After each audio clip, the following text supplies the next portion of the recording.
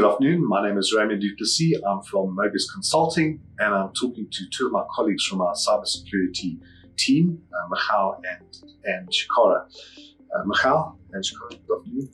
Michal, I suppose let me start off firstly by asking what you see in the market around cybersecurity threats. What are the sort of things that are happening with our clients that they need to be aware of from a threat perspective? There's certainly a lot happening from a threat perspective, right?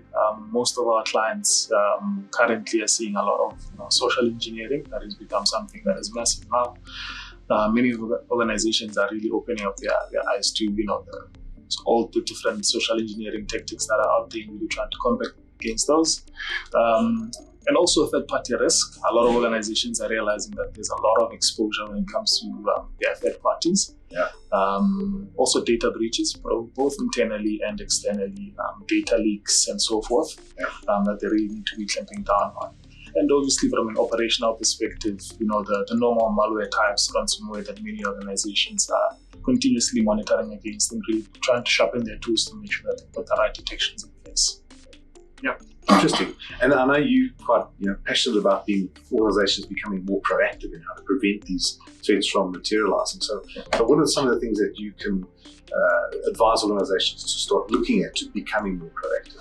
Yeah, so definitely I think what's really critical for me is every organization needs to have an understanding of their threat profile.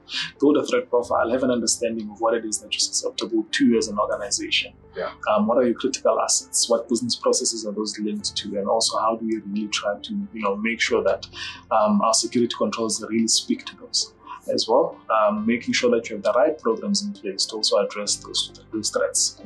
Third-party risk management drives or initiatives, building threat management capabilities internally, and so forth. Continuously testing your incident response, making sure that you have your incident response processes in place and so forth. That's really becoming more proactive. Testing your environment continuously. Purple teams, blue team, red team exercises. Those are really critical in terms of making sure that you are more proactive and trying to get to it before they actually get to you. Okay. So a lot to do. Quite a lot. But lots of important controls that are in place, especially if you start looking at digital platforms and establishing digital trust with organizations. And I suppose Shikara, from your side, which is more on the compliance side of things, how do organizations go about sort of demonstrating that digital trust and monitoring and being able to report on the controls? So I would say, typically starting from an information security governance perspective, so understanding your organization, understanding your security landscape, your security posture, your security maturity, adopting a framework as a security best practice baseline. There are many frameworks out there that our clients are subscribing to. Together with that is conducting risk management. So on an ongoing basis, making sure that we are conducting our risk assessments against our frameworks that we've implemented or adopted. Together with that is, also taking into account your, the implementation of baseline controls. Based on the results of your risk assessment, implementing those mitigating controls or those controls that are going to reduce risk or the threats, like Michal was pointing out, and also taking into account the laws and regulations that have come into play. I think particularly for all our clients. I mean, we've got clients around the world, things like GDPR, POPIA coming into play. These are all things that we now need to consider and supplement when we think about security, because this is the security and the privacy aspect of information.